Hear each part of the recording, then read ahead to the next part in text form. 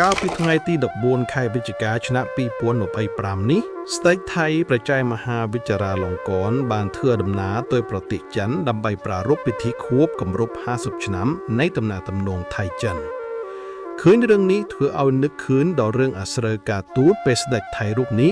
ទៅប្រទេសជប៉ុនកាលពីខែកញ្ញាឆ្នាំ1887ដើម្បីប្រារព្ធខួប100ឆ្នាំនៃចំណងការទូតថៃជប៉ុនដែលកាលនោះ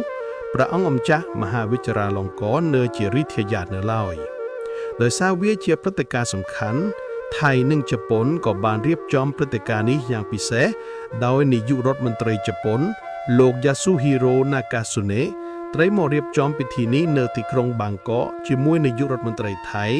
រីឯព្រះអង្គម្ចាស់មហាវិចារាលង្កនក៏ត្រូវតែប្រារព្ធពិធីនេះជាមួយសមភាគីរបស់គាត់គឺរាជធាយាជប៉ុននៅទីក្រុងតូក្យូ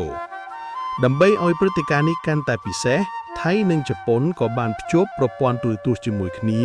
ដើម្បីផ្សព្វផ្សាយរួមគ្នាតែជាអកុសលក្រោយពេលទៅដល់នឹងប្រារព្ធពិធីនេះនៅប្រទេសជប៉ុនបានត្រឹមតែចំនួន5ថ្ងៃប៉ុណ្ណោះព្រះអង្គម្ចាស់មហាវិចារាលង្កនក៏ត្រូវប្រញាប់ត្រឡប់មកប្រទេសថៃវិញមុនកាលកំណត់ចំនួន3ថ្ងៃ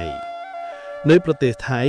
ក្រសួងការបរទេសថៃបានទាមទារឲ្យជប៉ុនសុំទោសចំពោះទង្វើមិនគប្បីដែលជប៉ុនធ្វើដាក់ព្រះអង្គម្ចាស់មហាវិចារាលង្កនតែក្រសួងការបរទេសថៃពុំបានទម្លាយថាវាជារឿងអ្វីនោះទេ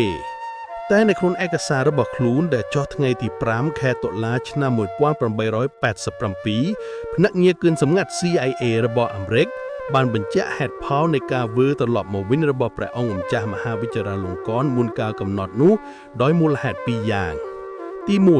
គឺដោយសារជនជាតិជប៉ុនជាអ្នកបើករថយន្តថ្វាយព្រះអង្គនោះបានឈប់រថយន្តនៅតាមផ្លូវដើម្បីបន្តបង់